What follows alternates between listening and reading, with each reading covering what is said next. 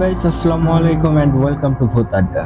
শুরু হয়ে গেল ভূত আড্ডার আরো একটি নতুন এপিসোড। বরাবরের মতোই সাথে আছি আমি ইমরান এইচ খান, আর আজকেও নিয়ে এসেছি আপনাদের জন্য দুর্দান্ত ভয়ঙ্কর একটি ঘটনা। আজকের ঘটনাটি আমাদেরকে লিখে পাঠিয়েছেন আমাদের সবার প্রিয় আরাফাত ভাই।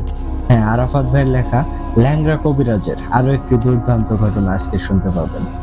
ঘটনায় যাওয়ার আগে আপনাদেরকে জানাতে চাই, আপনারাও যদি আমাদেরকে ঘটনা পাঠাতে চান সেই ক্ষেত্রে কিন্তু আপনাদের কাছে দুটি ওয়ে আছে।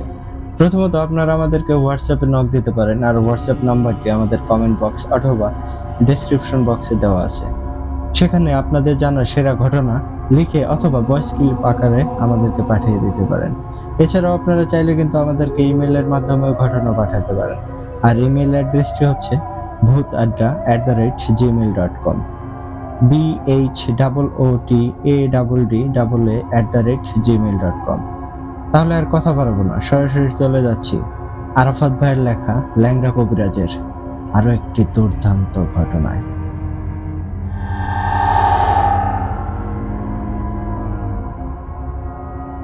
আসসালামু আলাইকুম প্রাণপ্রিয় ভাই ও বোনেরা, আশা করি সবাই ভালো আছে। আমিও পরম করুণাময় আল্লাহর অশেষ রহমতে এবং সবার দোয়ায় ভালো আছি। আমি মোহাম্মদ আরাফাত, ভূত আড্ডার একজন অ্যাডমিন।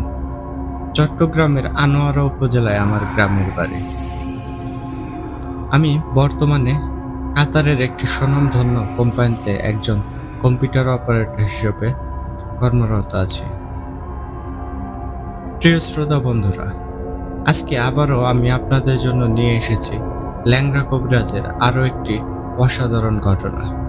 মূলত ঘটনাটি একটি মেয়ের সাথে ঘটে যায়, যার উপর একটি আশিক জিন ভর করে এবং পরবর্তীতে ওই মেয়ের পেটে আশিক জিনের বাচ্চা চলে আসে।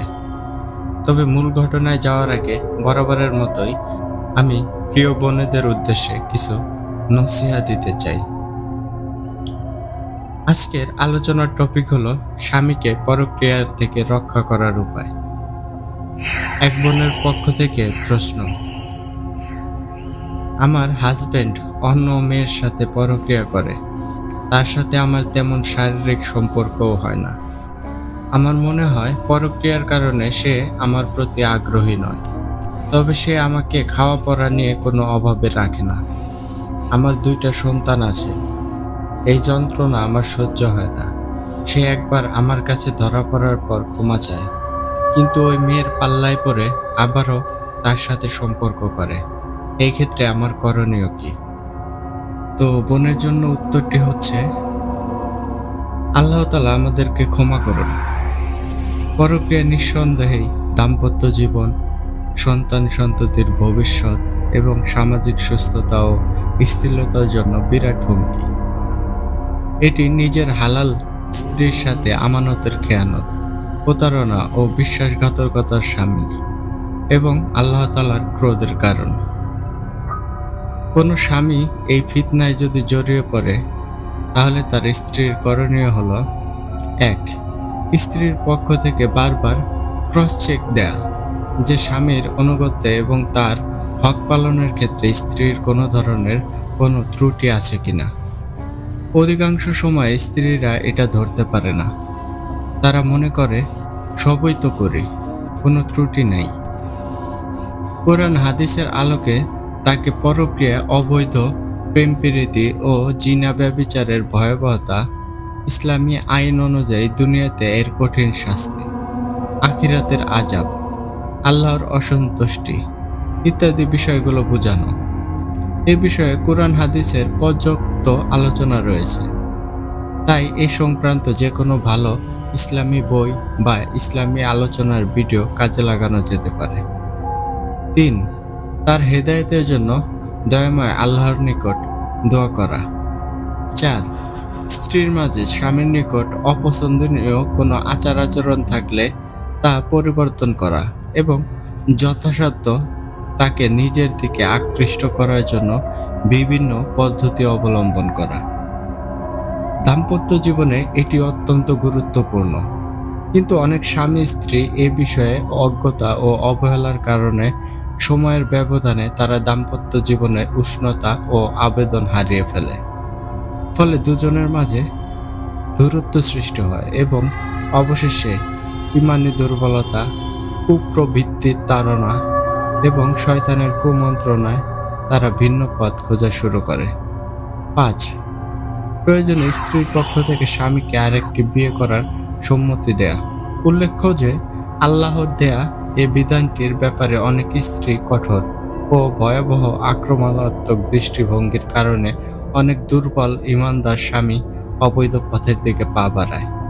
এক্ষেত্রে স্ত্রীর এই অন্যায়ের জন্য দায়ী হিসেবে বিবেচিত হবে। 6.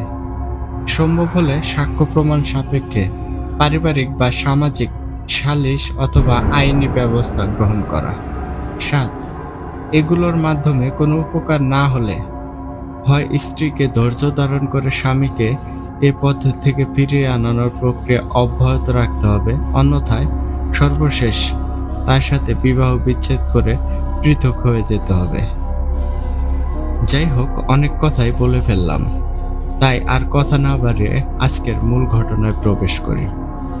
চলুন বরাবরের মতোই শুনে আসি ল্যাংড়া কবিরাজের মুখ থেকে আজকের ঘটনা। বলছেন ল্যাংড়া কবিরাজ।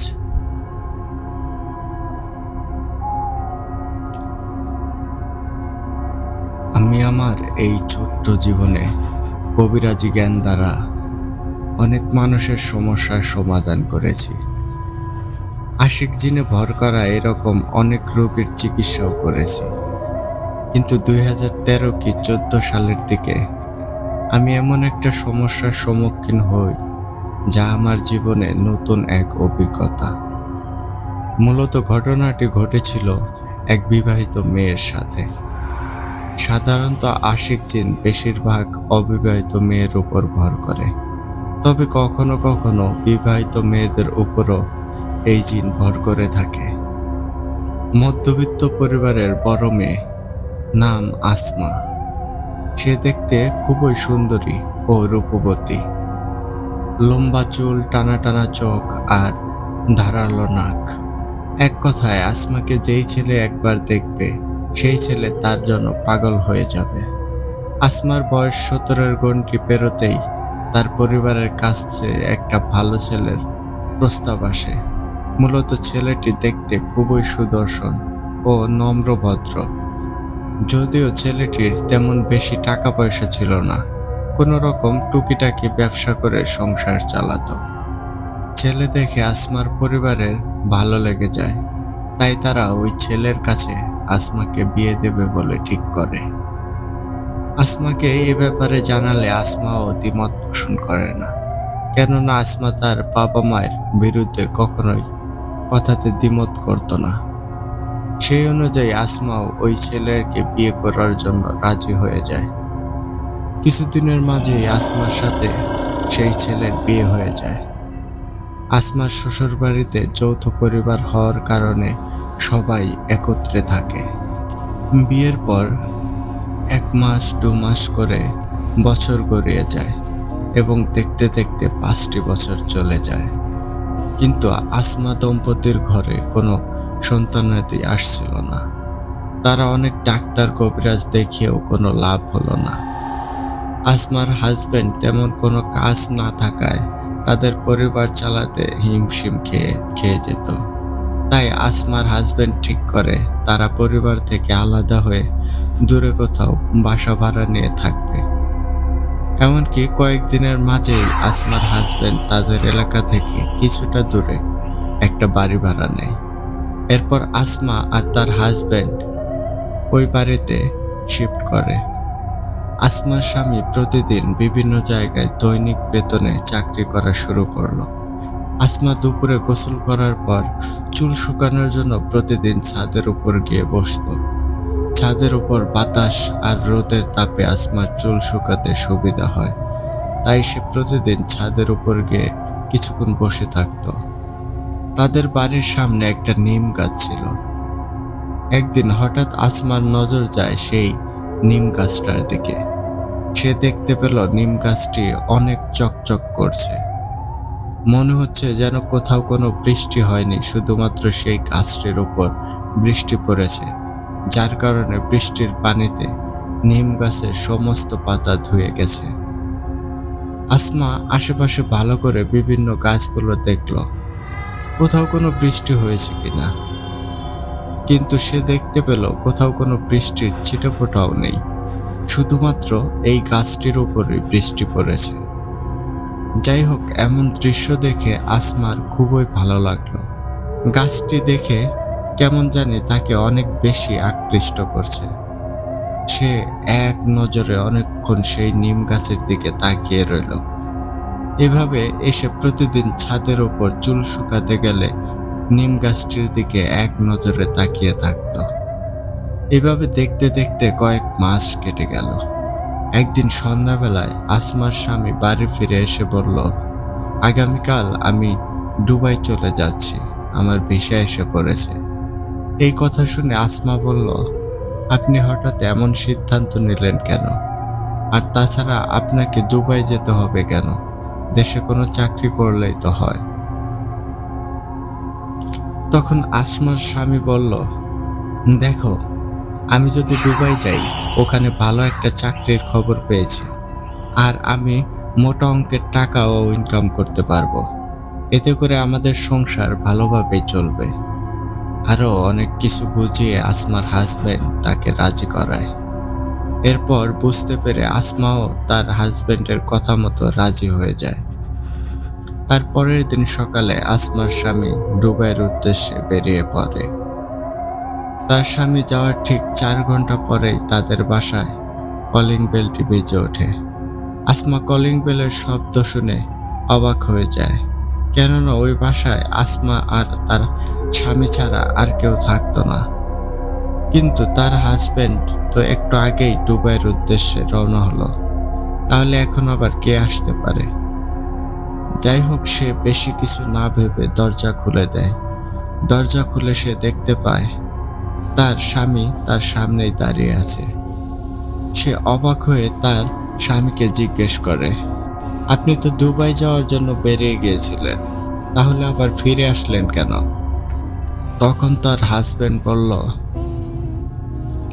আসলে আমার ফ্লাইট মিস হয়েছে, কারণ আমার সকল কাগজপত্র ঠিক না থাকার কারণে আমার যেতে আরো 4 দিন দেরি হবে। আমি ফিরে এসেছি বলে কি তোমার মন খারাপ হয়েছে? তখন আসমা বলল, মন খারাপ হবে কেন? এটা তো বরং আমার জন্য খুশির খবর। আমি তো চাইছিলাম আপনি না গেলেই ভালো, তো ফিরে এসেছেন, ভালো হয়েছে। আরো 4 দিন অন্তত একসাথে থাকতে পারবো। এভাবে আসমা তার হাজবেন্ডের সাথে একসাথে সেই রাতটি কাটালো। সকালে তার হাজবেন্ড ঘর থেকে বাইরে যাওয়ার সময় তাকে জিজ্ঞেস করলো, আচ্ছা, আমি বাইরে গেলাম, তোমার কি কিছু লাগবে? তখন আসমা বলল, আমার কিচ্ছুই চাই না, আমি শুধু চাই তুমি একটা ভালো চাকরি পাও আর এখানেই যেন থেকে যাও। আমি দোয়া করি তোমার এবং আমার সকল মনের আশা যেন পূরণ হয়। এরপর আসমার হাজবেন্ড সেদিনের মতো সকালের নাস্তা করে ঘর থেকে বেরিয়ে গেল। আর বরাবরের মতোই সন্ধ্যায় বাসায় ফিরে এসে আসমার হাতে 1 লক্ষ টাকার একটা বান্ডিল দিল। এতগুলো টাকা একসাথে দেখে আসমা বলে উঠল, তুমি এত টাকা কিভাবে পেলে? তুমি তো মাত্র সকালে বের হলে, আর এত টাকা নিয়ে কিভাবে সন্ধ্যায় ফিরে আসলে? তখন তার হাজবেন্ড বলল, আমি যে একটা কাজের অফার পেয়েছি, তার অ্যাডভান্স এই টাকা। দোয়া করো যাতে এই কাজ হয়ে গেলে আরো অনেক বেশি টাকা পাই। এরপর রাতের খাবার খেয়ে তারা আবারও ঘুমিয়ে পড়ল এবং সকালে তার হাজবেন্ড আবার বেরিয়ে পড়ল। একই নিয়মে পরদিন সন্ধ্যায় এসে তার হাজবেন্ড আবারও 1 লক্ষ টাকার একটি বান্ডিল দিল। এবারও আসমার একই প্রশ্ন, আজকেও এতগুলো টাকা কিভাবে নিয়ে আসলেন? তখন তার হাজবেন্ড বলল, আমার কাজ হয়ে গেছে, আর আমার এত সুন্দর একটা বউ যদি দোয়া করে তাহলে তো দোয়া কবুল হয়ে যায়। আর আমার এত সুন্দর একটা বউ যদি দোয়া করে তাহলে দোয়া কবুল না হয়ে যাবে কই? তারা অনেকক্ষণ এ বিষয় নিয়ে হাসাহাসি করে, এরপর খাবার খেয়ে ঘুমিয়ে পড়ে। পরদিন আবারও তার হাজবেন্ড সকালবেলা বেরিয়ে গেলে আর সন্ধ্যায় বাসায় ফিরে আসলো। এসে আসমাকে জিজ্ঞেস করলো, আজকে তুমি আমার কাছে কি চাও বলো, তুমি যা চাইবে আমি তাই দেব। তখন আসমা বলল, আমি বেশি কিছু চাই না, আমার ইচ্ছে আমি তোমার সাথে বাইরে কোথাও ঘুরতে যাই। এই কথা শোনা মাত্র তার হাজবেন্ড বলল, চলো তাহলে আমরা এক্ষুনি বাইরে যাব, তুমি রেডি হয়ে নাও। আসমা তার হাজবেন্ডের কথা শুনে অনেক খুশি হয়ে গেল এবং তাড়াহুড়ো করে রেডি হয়ে নিল। তারা একসাথে বাহিরে অনেক সময় ঘোরাঘুরি করলো আর বাহিরে রাতে খাওয়া দাওয়া করে একবারে বাসায় আসলো। এরপর বাসায় এসে আসমা তার রুমে চলে গেল এবং তার হাজবেন্ড বসে বসে কি জানি ভেবে যাচ্ছিল। আসমা আবারও তার হাজবেন্ডের পাশে এসে বিভিন্ন গল্প করতে লাগলো। ঠিক এই সময় বাসার কলিং বেল বেজে উঠল। কলিং বেলের শব্দ শুনে তার হাজবেন্ড বলল, তুমি বসো, আমি গিয়ে দেখে আসি, তোমার কষ্ট করে যেতে হবে না। এই বলে আসমা উঠে দরজা খুলতে গেল। দরজা খোলার পর যা দেখলো তা দেখার জন্য সে কখনোই প্রস্তুত ছিল না। সে দেখতে পেল দরজার সামনে তার হাজবেন্ড দাঁড়িয়ে আছে। এমন দৃশ্য দেখে সে নিজেকে ঠিক রাখতে পারল না, কেননা সে তার হাজবেন্ডের সাথে এতক্ষণ ভিতরে বসে গল্প করছিল। তাহলে এখন দরজার বাহিরে আবার একই লোক কিভাবে আসলো? তাই সে একটা জোরে চিৎকার দিয়ে দরজা বন্ধ করে ঘরের ভেতরে দৌড় দিল। আর তার হাজবেন্ড যেখানেই বসা ছিল সেখানে গিয়ে দেখলো ওখানে কেউ নেই। সে পুরো ঘর তন্ন তন্ন করে তার হাজবেন্ডকে খুঁজতে লাগলো, কিন্তু ঘরের ভেতর কোথাও খুঁজে পেল না। যেন মুহূর্তে হাওয়ায় অদৃশ্য হয়ে গেল। তাই সে উপায় না পেয়ে আবারও গিয়ে দরজা খুলে দিল।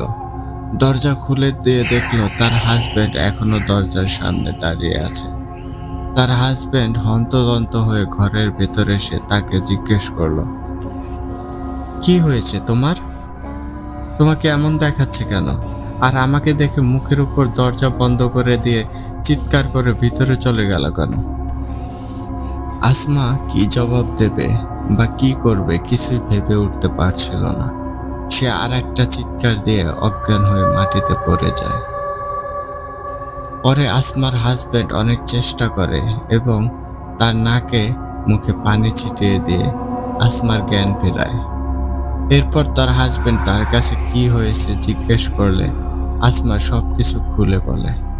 তখন তার হাজবেন্ড বলে, আমি তো আজ থেকে 4 দিন আগে দুবাই চলে গিয়েছিলাম, তাহলে আমি কি করে তোমার সাথে থাকবো এখানে? তোমার হয়তো কোথাও ভুল হচ্ছে, হয়তো তোমার শরীরটা ভালো নেই, এই জন্য উল্টাপাল্টা বলছো। তখন আসমা বলে, আমার শরীর ঠিক আছে আর আমি সবকিছু ঠিকই বলছি। তখন তার হাজবেন্ড পাসপোর্ট বের করে বলল, দেখো আমি যে দুবাই গেলাম ও দুবাই থেকে আসলাম তার এয়ারপোর্ট ইমিগ্রেশনের সিল এই পাসপোর্টে আছে। আমি আজকে 3 দিন যাবৎ তোমার মোবাইলে ফোন করে তোমাকে পাচ্ছিলাম না, তাই নিরুপায় হয়ে ভাইকে ফোন করে এখানে আসতে বললাম। কিন্তু আমার ভাই এসে দেখলো ঘরের সামনে দরজায় তালা দেওয়া। আমি এটা শুনে আবারও বেশি চিন্তিত হয়ে গেলাম। দরজা বন্ধ করে তুমি কোথায় চলে গেলে, তাও আবার মোবাইল বন্ধ করে? আর আমি যেই কাজে গিয়েছিলাম সেই কাজ না হওয়ার কারণে আমি আজকে আবারও ফিরে আসলাম। তখন আসমা তার হাজবেন্ডের পাসপোর্ট দেখে অবাক হয়ে গেল। সে দেখলো আসলে পাসপোর্টের মধ্যে ইমিগ্রেশনের সিল দেওয়া আছে। তাহলে সে যে এই 4 দিন কার সাথে রাত কাটিয়েছে? তখন সেই সব কিছু তার হাজবেন্ডের কাছে খুলে বলল। এইসব শুনে তার হাজবেন্ডও অনেক অবাক হলো আর বুঝতে পারলো অবশ্যই আসমার সাথে খারাপ কিছু ঘটেছে।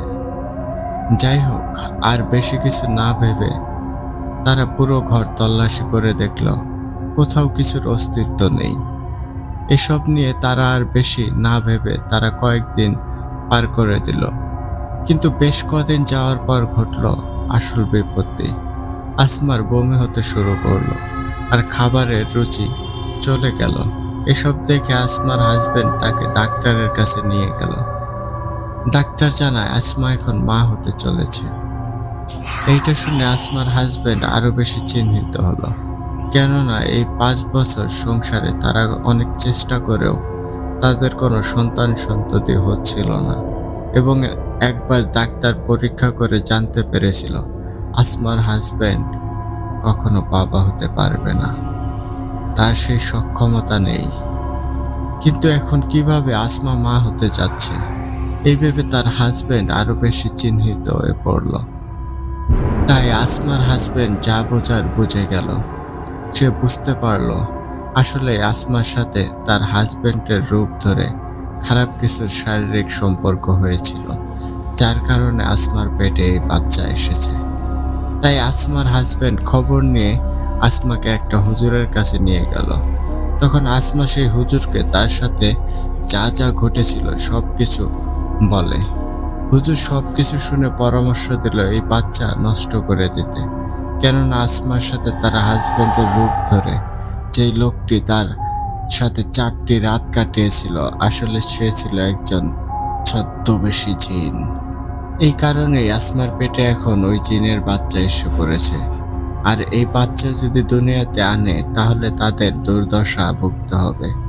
আর সবকিছু বিবেচনা করে হুজুর বলল বাচ্চাটি যেন তারা নষ্ট করে দেয়, আর আসমাকে কিছু তদবির দিয়ে বলল পালন করার জন্য। হুজুর কড়াভাবে নির্দেশ দেয় আসমা যেন আর তাদের ছাদের উপরে না যায়। হুজুরের কথা মতো আসমা ও তার হাজবেন্ড ডাক্তারের কাছে গিয়ে বাচ্চাটি অ্যাবর্শনের মাধ্যমে নষ্ট করে দেয়। এরপর সবকিছু স্বাভাবিক হয়ে যায়, আর আসমা ও চুল শুকানোর জন্য ছাদে যায় না। এভাবে অনেক দিন কেটে গেল। একদিন আসমা চিন্তা করলো আজকে না হয় ছাদে যাওয়া যাক, কেননা ছাদের সাথে আসমার কোনো সমস্যার সম্পর্ক নেই। আসলে আসমা ছাদে যাওয়ার জন্য মন থেকে না চাইলেও কোনো এক অদৃশ্য শক্তি যেন তাকে সেদিন টেনে নিয়ে ছাদের দিকে নিয়ে যায়। সে ছাদের উপর উঠতেই তার নজর যায় সেই নিম গাছের দিকে। সে দেখল নিম গাছটি শুকিয়ে কাঠ হয়ে গেছে। দেখে মনে হচ্ছে কেউ যেন ওই গাছে আগুন ধরিয়ে দিয়েছে, যার কারণে গাছটি জ্বলে পুড়ে কেমন জানি অঙ্গারে পরিণত হয়েছে। গাছের সেই পুরনো রূপ আর নেই, চাকচিক্য সৌন্দর্য আর নেই। আসমা এসব দেখে ভাবতে ভাবতে তার চোখের সামনে গাছটি একটি দুর্বল ও বিভৎসরূপী একটা শয়তানের আকৃতিতে পরিণত হলো, যার পুরো শরীরে রক্তমাখা। শয়তানটি আসমার দিকে এগিয়ে এসে বলল, তুই কাজটি ঠিক করিসনি। তুই আমার অনুমতি ছাড়া আমার বাচ্চা নষ্ট করেছিস। তুই একজন খুনি, তাই তোকেও আমি এই দুনিয়াতে বাঁচিয়ে রাখবো না। আমার বাচ্চা নষ্ট করেছিস কোন সাহসে? তখন আসমা একটা চিৎকার দিয়ে ছাদ থেকে নিচে চলে আসলো আর অজ্ঞান হয়ে পড়ল। তখন তার হাজবেন্ড এসে অনেক চেষ্টা করে তার জ্ঞান ফেরায়। এরপর আসমা তার হাজবেন্ডকে সবকিছু খুলে বলে। তার হাজবেন্ড তাকে নিয়ে আবারও সেই হুজুরের কাছে যায়। হুজুরের কাছে গিয়ে সে সব কথা আবারও হুজুরকে জানালে হুজুর সাবধান হিসেবে তাদেরকে ওই বাড়ি ছেড়ে দেওয়ার কথা বলে এবং অন্য কোথাও চলে যাওয়ার কথা বলে। তাই তারাও বেশি কিছু চিন্তা না করে ওই বাড়িটি ছেড়ে দিয়ে অন্য একটা বাড়িতে গিয়ে ওঠে। বাড়ি পরিবর্তন করে কয়েক মাস আর কিছুই হলো না। তারা ভাবলো হয়তো ঘটনাটি ওখানেই সমাপ্তি হয়ে গেছে, কিন্তু না, ঘটনাটি এখানে শেষ হলো না। আসমার হাজবেন্ড দিনের বেলায় বাইরে গেলে আসমা অনুভব করত সে ছাড়া আরো কেউ তার ঘরে রয়েছে। আসমা ধীরে ধীরে শুকিয়ে কঙ্কালের মতো হয়ে যাচ্ছিল। ঠিকমতো খাওয়া দাওয়া করতে পারত না, প্রায় সময়ই রক্ত বমি করত। একদিন সকালে ফজরের আজানের পর আসমার ঘুম ভাঙলে সে চিৎকার করে ওঠে আর ঘরের এক কোণে তাকিয়ে বলে ওঠে, ওই যে সে চলে যাচ্ছে, হাওয়ায় ভেসে ভেসে চলে যাচ্ছে। তখন আসমার হাজবেন্ড অবাক হয়ে আসমাকে জিজ্ঞেস করে, তুমি কার কথা বলছো? কে চলে যাচ্ছে? আমি তো কোথাও কাউকে দেখতে পাচ্ছি না। কি আবোল তাবোল বলে যাচ্ছ তুমি?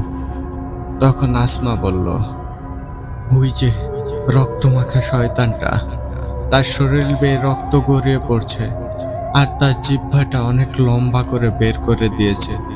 সে আমার দিকে তাকিয়ে হাসছে আর হাওয়ায় ভেসে ভেসে রুম থেকে বেরিয়ে যাচ্ছে। তখন আসমার হাজবেন্ড তার ঘুমের ঘরে এসব উল্টাপাল্টা স্বপ্ন দেখেছে বলে চালিয়ে দেয়, কিন্তু পরের দিনও একই সমস্যা।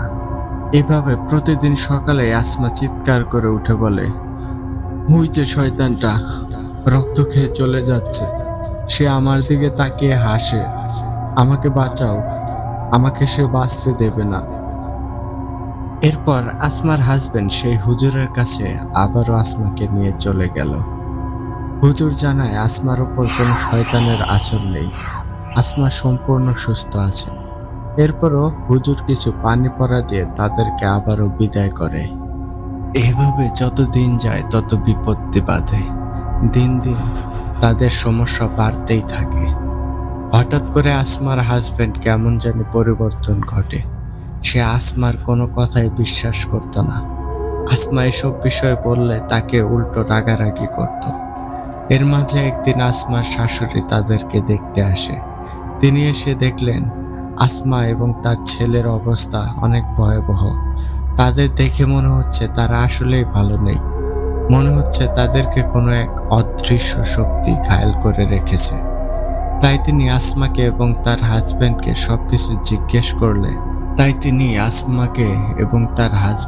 সবকিছু জিজ্ঞেস করলে আসমা যদিও কিছুটা বলে, কিন্তু তার হাজবেন্ড কিছুই হয়নি বলে পুরোপুরি অস্বীকার করে। আসমার হাজবেন্ড তার মাকে অসভ্য ভাষায় গালাগালি করে আর তাদের ঘর থেকে চলে যাওয়ার জন্য বলে। এসব দেখে আসমার শাশুড়ির বুঝতে আর বাকি রইল না তাদের সাথে কি ঘটেছে। তাই আসমার শাশুড়ি আসমা এবং তার হাজবেন্ডকে আমার কাছে নিয়ে আসে, অর্থাৎ ল্যাংড়া কবিরাজের কাছে। আমি তাদের সমস্ত কথাবার্তা শুনে নির্জনে গিয়ে আমার সাহায্যকারী জিন বাসকুরের সহযোগিতা চাইলাম। বাসকুরু এই বিষয়ে সমস্ত তথ্য জেনে একটু পরেই আমার সামনে হাজির হয় আর আমাকে বলে, আসলে এই দম্পতি যে শয়তানটির শিকার হয়েছে সে হলো একটা আশিক জিন। এই জিন মূলত আসমাকে কবজা করার জন্য বিভিন্ন কৌশল অবলম্বন করে। এমনকি সেই শয়তানের কৌশলে ওই মৌলবী পর্যন্ত হার মানে। আসমা দম্পতি যেই হুজুরের কাছে গিয়েছিল সেই হুজুর শয়তানের ছলনা বুঝতে পারেনি। আসমা দম্পতি যখন প্রথম বাড়িটিতে থাকতে শুরু করলো, সেই ঘরের সামনে একটা নিম গাছ ছিল। ওই নিম গাছেই ছিল একটা আশিক জিনের বসবাস। আসমা যখন প্রতিদিন ছাদের উপর গিয়ে নিজের চুল আঁচড়াতো, তখন ওই আশিক জিনের বদনজর পড়ে আসমার উপর। সে নানান কৌশল অবলম্বন করে আসমার হাজবেন্ডের অনুপস্থিতিতে আসমার সাথে শারীরিক সম্পর্ক করে। আসমার গর্ভে তার বাচ্চা দিয়ে দেয়, কিন্তু আসমা দম্পতি যখন বুঝে যায় এই বাচ্চা সেই শয়তানের বাচ্চা, তারা নষ্ট করে ফেলে সেই বাচ্চাটিকে। এরপর ওই শয়তানটি ক্ষিপ্ত হয়ে আসমার সাথে বিভিন্ন রকম ছলচাতুরি শুরু করে। সেই শয়তান বুঝে গেছে আসমার উপর সরাসরি ভর করলে যে কোনো উপায়ে তারা তাকে তাড়িয়ে দেবে। তাই সে আশ্রয় নেয় কালো জাদুর। সে কালো জাদুর মাধ্যমে আসমার হাজবেন্ডের উপর ভর করে আর আসমার সাথে থেকে প্রতি রাতেই তার রক্ত পান করে, যার কারণে আসমা দিন দিন শুকিয়ে গিয়েছে। শয়তানটি আসমার হাজবেন্ডের উপর ভর করে থাকার কারণে সেই হুজুর কোনো সমস্যা বুঝতে পারেনি, কেননা সে কেবল আসমাকেই দেখেছিল। এখন তুমি আসমার চিকিৎসা না করে আগে তার স্বামীর উপর ভর করে থাকা সেই শয়তানটিকে বন্দি করো, আর তার মাধ্যমে যে কালো জাদু করেছে তা নষ্ট করো। এরপর তাদেরকে প্রয়োজনীয় তদবির দিয়ে দাও। এইসব বলে আমার সাহায্যকারী জিন বাসগুরু আমার সামনে থেকে অদৃশ্য হয়ে চলে যায়। এরপর আমি আসমার হাজবেন্ডের উপর রোকাইয়া শুরু করি। এটা দেখে আসমার শাশুড়ি আমাকে জিজ্ঞেস করলো, হুজুর, সমস্যা হয়েছে আসমার সাথে, আর আপনি কেন আমার ছেলেকে নিয়ে চিকিৎসা করছেন? তখন আমি আসমার শাশুড়িকে বললাম, আমি যা কিছু দেখতে পাচ্ছি আপনি এসব কিছুই দেখতে পাচ্ছেন না, তাই ধৈর্য নিয়ে দেখুন আমি কি করি। এরপর রুকাইয়ার মাধ্যমে সেই শয়তানকে আসমার হাজবেন্ডের ওপর হাজির করি, আর শয়তানকে তার শরীরে বন্দি করি এবং শয়তানকে বিভিন্ন প্রশ্ন করতে থাকি, কিভাবে কালো জাদু করেছে এবং কালো জাদুর জিনিসগুলো কোথায় কোথায় রেখেছে, সব কিছু জিজ্ঞেস করি। প্রথমে যদিও সে স্বীকার করতে রাজি হয় না, কিন্তু আমি এক প্রকার বাধ্য করে তার কাছ থেকে কথা আদায় করতে শুরু করি। তখন সেই আশিক জিনটি বলতে শুরু করে, আমাকে কষ্ট দিবেন না হুজুর, আমি আপনাকে সবকিছু খুলে বলছি।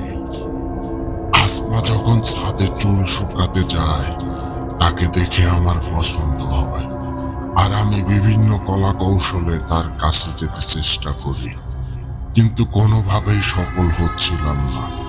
তার হাজবেন্ড যখন দুবাই চলে যায় আমি একটা সুযোগ পেয়ে যাই। সেই সুযোগে আমি মনের বাসনা পূরণ করি। আমার বাচ্চা যখন আসমার পেটে, তারা তা বুঝতে পেরে আমার বাচ্চাটিকে মেরে ফেলে।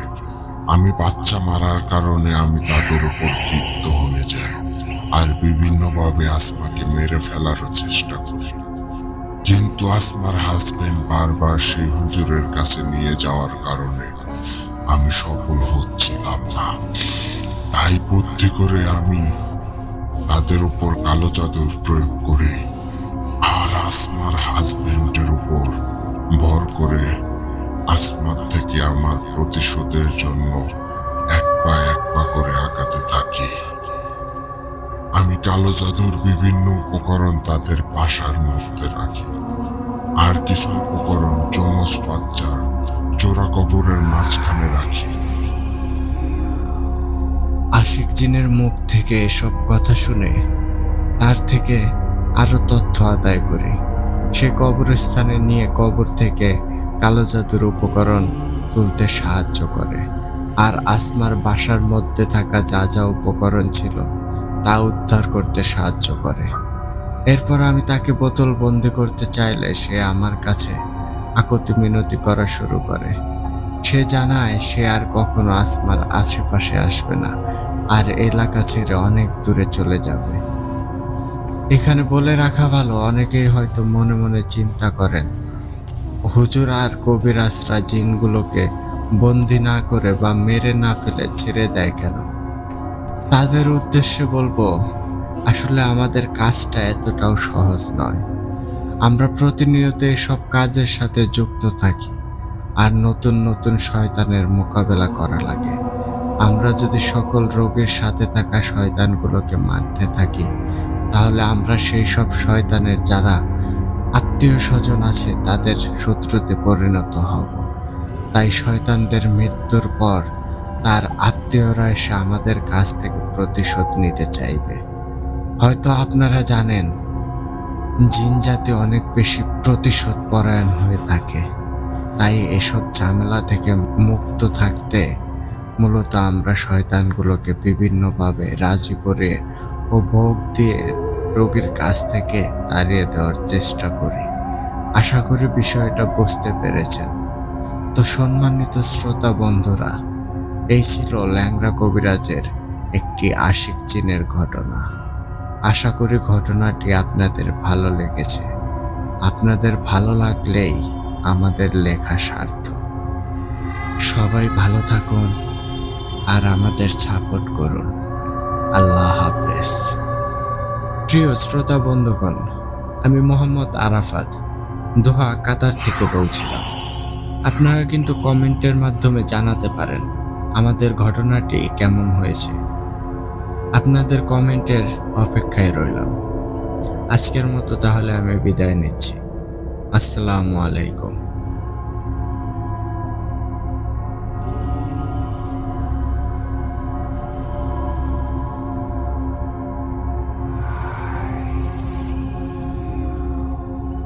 হেই আরাফাত ভাই, আবারও আশিক জিনের নতুন আরো একটি ঘটনা। ওয়াও, আগের আশিক জিনের ঘটনাতে যেমন একটা নতুনত্ব পেয়েছিলাম, আজকের ঘটনায় তার থেকে ভিন্ন কিছু পাইলাম। ধন্যবাদ ভাই এত সুন্দর করে ঘটনাটি আমাদেরকে লিখে পাঠানোর জন্য। আশা করি আমাদের শ্রোতা বন্ধুদেরও আপনার ঘটনাটি অসম্ভব রকমের ভালো লেগেছে। তো বন্ধুগণ, আপনাদেরকে বলবো ঘটনাটি কেমন লেগেছে অবশ্যই কমেন্ট করে আমাদেরকে জানাবেন। আর এছাড়াও আপনারাও যদি আরাফাত ভাইয়ের মতো আমাদেরকে ঘটনা পাঠাতে চান, সেক্ষেত্রে কিন্তু আপনাদের কাছে দুইটি বই আছে। প্রথমত আপনারা আমাদেরকে হোয়াটসঅ্যাপের মাধ্যমে ঘটনা পাঠাতে পারেন, আর হোয়াটসঅ্যাপ নাম্বারটি আমাদের ডেসক্রিপশন বক্স অথবা কমেন্ট বক্সে প্রিন্ট আপ করা আছে। সেখানে আপনাদের ঘটনাটি লিখে বা ভয়েস ক্লিপ আকারে পাঠিয়ে দিতে পারেন।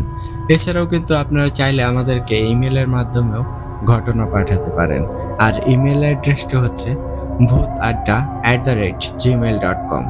তাহলে কথা হচ্ছে আগামী এপিসোডে নতুন কোনো ঘটনা নিয়ে। টিল দেন সবাই ভালো থাকুন।